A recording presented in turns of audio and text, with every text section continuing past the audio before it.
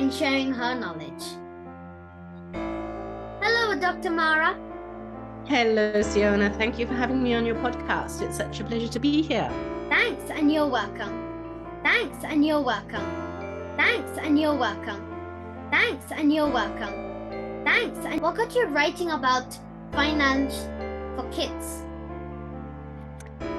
Well, the journey started because I stumbled across two pieces of research that seemed to be really, really important to me. The first showed that there are pay gaps in children's pocket money by the age of 10. And this has been researched in many countries, and it just shows that the girls are getting less money than the boys already very early on in life. So we know that as adults, we are fighting against pay gaps in the workplace. And so I wanted to figure out, well, how do we prevent this from even happening for children? And the second piece of research that really motivated me to want to start educating children very early was an analysis that shows that an adult's attitude towards money is actually shaped by age 7, which is much earlier than most parents think. We think often that by age 7, kids don't really need to deal with money or learn about money. They're still kids, they should be kids. And yet that very early childhood period is so important to set a strong foundation in the way you perceive and you deal with money for the rest of your life. We need to teach kids first and foremost where money comes from, right? Kids learn very intuitively what money is for. So the spending part is pretty easy, right? Kids have got that figured out super early on. But what isn't so obvious, if you ask children, what is money and where does money come from? It's difficult to often give an answer to that. Where exactly does money come from? How is money created? And so understanding the dynamics of earning is really, really important. It's important because so many parents say, oh, my kid doesn't appreciate the value of money, right? As soon as they receive some pocket money, they just go out and spend it all. And this is very typical for children who have not been confronted with having to earn any pocket money early on in life. So earning is the fundamental basis to understand money. We need to understand that saving is all about prioritizing things that we want to do in the future. So saving for different time horizons is what we want our kids to learn as early as possible. We also need children to understand that money can work for you. It's not just about putting money aside and having it in your piggy bank. That's a great start, but your money in a piggy bank can't grow. So what is it that we need to do for your money to actually grow as you grow? In your books, I read that you should put your money in a bank account, especially a savings account. A savings account is an account which gets you interest, which is nothing but like a reward money or the money that a bank gives you. Like, I'm borrowing your money to hand out a loan to some company or business. So to compensate for that lost money, I'm going to give you this much more money. Absolutely. So if you have a savings account that has a positive interest rate, that means the bank is paying you to keep your money with them. Because as you rightly said, with the deposits that people bring to the bank, banks can lend money to other people, which they could not do if they do not have deposits.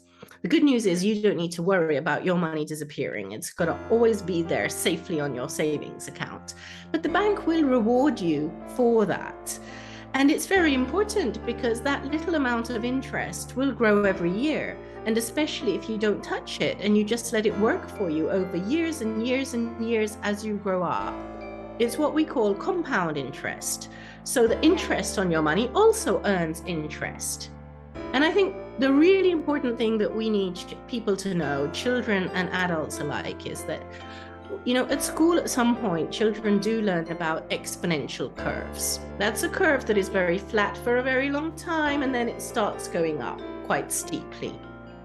It means that if you start saving today, it's probably going to take you 10 or 20 years to start seeing the real effect of compound interest, the real curve picking up, and you see that your money is then actually growing more rapidly. But it takes a lot of time.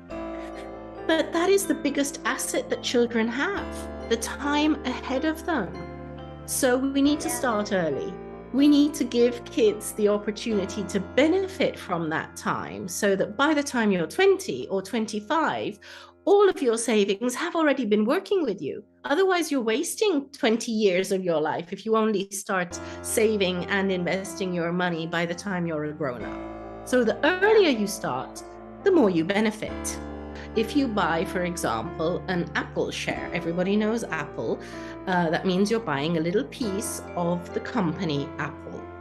Now, if Apple does well, that share will increase in value, but that share could also decrease in value. And it also can just depend on what the overall economy is doing, not just how the business is doing. And that's what we call stock market volatility. So it goes up and down. Now, the good news is that if you have a diversified investment, and that means that you're not just buying one share, you're buying a portfolio of lots of different companies. You can do that through an index or through an ETF, an exchange traded fund. If you have a portfolio that is diversified over a long period of time, and for children, we're talking 10, 15, 20 years, right? You don't need to touch that money before you're grown up. It means you have the benefit of a long time horizon that allows you to take the risk that it might be volatile. So it might fluctuate from year to year, but over a period of 10 years, it will fluctuate with an upwards trend. And it's a risk that you can afford to take because your time horizon is long. That means you're not in a hurry to take that money out of the bank. And if you're not in a hurry, it means that even if the market dips, you can just wait and wait until it picks up again. So time is a very, very important factor that works in your favor, whether you are just saving with an interest or whether you decide to invest. And it's such an important thing to know because children have the benefit of time. That's so true. So, is spending always related to saving? I would advise that it should be. Now, we are in a world where spending has become easier and easier, right? Yeah. You use a digital device, a mobile phone with a credit card that is basically loaded into your phone, or we use debit cards or credit cards. So we are using less and less coins and banknotes, and we're using digital devices to do our payments. Now, this makes it super easy to pay, right? It's like a swipe and a tap, gone, done. Mm-hmm. But it still takes the same amount of time to earn that money. So we need to be very careful. When you have your pennies and your banknotes in a wallet, and you actually have to physically take them out before you spend, you're going to think twice because you're literally going to see and feel that your wallet is emptying. When you're spending digital money, yeah, you see a number on the screen, but it's relatively easy to just go swipe, swipe. I just bought something, that was fun. And shops today are making it even easier because they're basically saying, let's say you want to buy something for $100 and you don't have $100. They're telling you, well, you could pay it back in small installments of $10 over 10 months.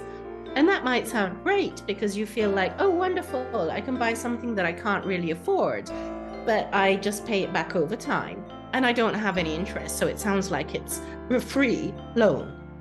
Now, we have to be careful there.